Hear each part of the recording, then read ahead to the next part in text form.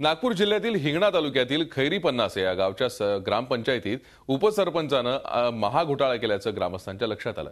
गावकरी स्वस्त बसतील असं या उपसरपंचाला वाटलं, मात्र या गावकऱ्यांनी झी हेल्पलाईनची मदत घेतली आणि हा महाघोटाळा उघडकीस आणला। हिंगणा तालुक्यातलं हे खैरी पन्नासे गाव स्वच्छ भारत अभियानाअंतर्गत गावात शौचालय बांधणाऱ्या ग्रामस्थांना 12,000 रुपयांचं अनुदान देण्यात येणार होतं। आधी स्वखर्चानं शौचालय बांधायचं, त्यानंतर त्याचे फोटो काढून ग्रामपंचायत कार्यालयात सादर करायचे। त्यानुसार लाभार्थ्याला त्याचं अनुदान मिळणार। केंद्र आणि राज्य सरकारची ही योजना। गावातील लोकांनी पुढाकार घेऊन आपल्या घरी स्वखर्चानं शौचालय बांधली देखील, त्याचे फोटो देखील सादर केले। मात्र अनुदानासाठी उपसरपंचाकडून प्रत्येकी 3,000 रुपयांची मागणी केल्याचा आरोप गावकऱ्यांनी केलाय। इतकंच नाही तर त्यानं बोगस नावं दाखवून हे अनुदानाचे पैसे लाटल्याचे आरोप ग्रामस्थांनी केले। पैसे मिळाले कायचे? नाही।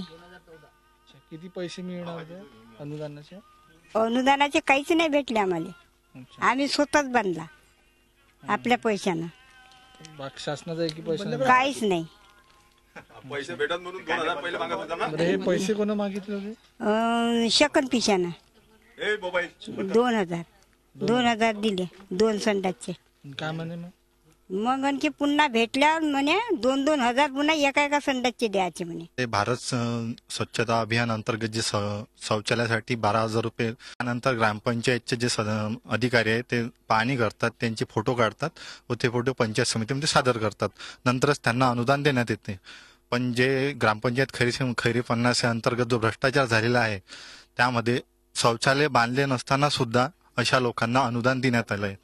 आणि जर तुमचं वेटिंग लिस्ट मध्ये नाव टाकायचं असेल, त्यासाठी उपसरपंच चंद्रशेखर पिसे यांनी 1,000 रुपये व धनादेश काढण्यासाठी 2,000 रुपये अशी मागणी केलेली आहे। इतकंच नाही तर उपसरपंचांनी शासनाच्या जागेवर अनधिकृत वस्ती बसवण्याची परवानगी दिल्याचाही आरोप गावकऱ्यांनी केलाय। आता समजा जवळजवळ 50-60 हजाराची मागणीच असेल, पण तेवढे आपल्याजवळ नव्हते जुगत ना 50, आपण देऊ कुठून? मला त्रास दिला, पोलीस स्टेशन, पोलीस आले आपल्या घरी, पोलीस इन्क्वायरी केली, आपले सही नेला पोलिसांना, बयाना घेतला। मी सांगितलं पोलिसाला का माझ्याजवळ 1 बी रुपया नाही म्हटलं, आणि मी देऊ बी शकत नाही। गावच्या व्यक्तींनी एका व्यक्तीने घर बांधली तर त्याच्यावर पोलीस कारवाई केली, आणि जे बाहेरचे लोक आहे त्यांना 20,000, 30,000, 50,000, 80,000 पर्यंत अशी मागणी करून तुरुंत आज पैसे द्या, 3 दिवसात टॅक्स लावा, असे करून त्यांनी टोटल 153 घरावर इमला टॅक्स लावले। खैरी पन्नासेच्या ग्रामस्थांनी याबाबत अनेकदा हिंगणा पंचायत समितीकडे तक्रार केली, पण त्याची दखल घेण्यात आली नाही।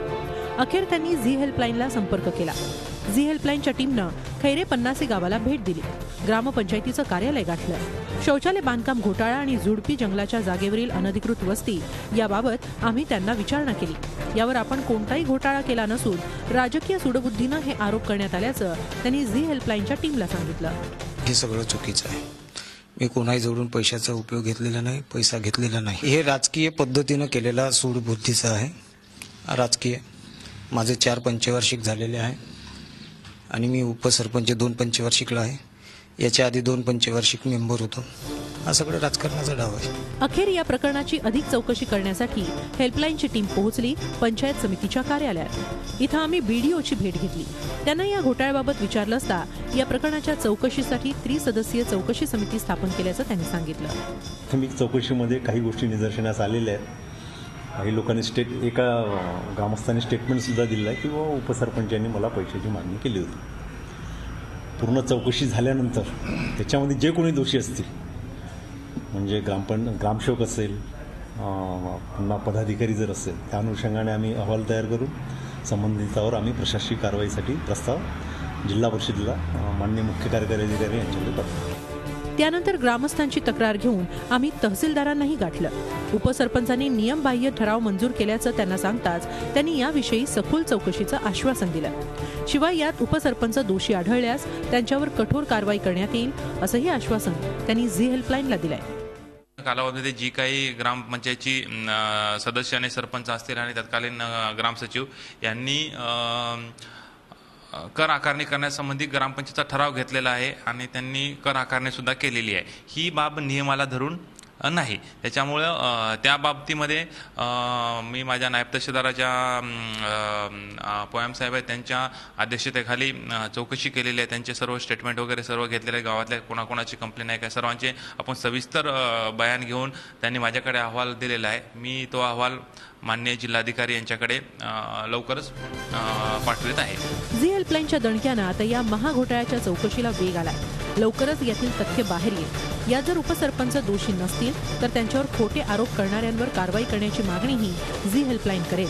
मात्र जर उपसरपंच दोषी आढळले आणि जोपर्यंत त्यांच्यावर कारवाई होत नाही तोपर्यंत झी हेल्पलाईन याचा पाठपुरावा करतच राहील.